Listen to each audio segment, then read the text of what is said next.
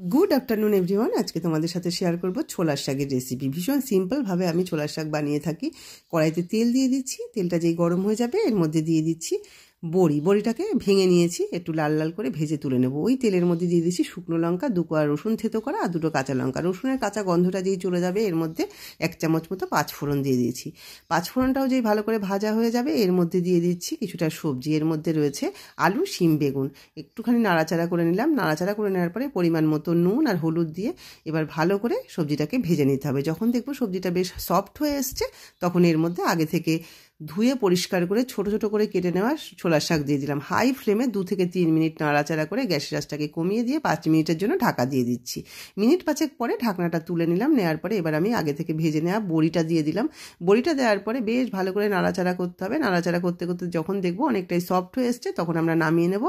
তো ছোলার শাক আমাদের রেডি হয়ে গেল। কেমন লাগলো রেসিপিটা অবশ্যই জানি।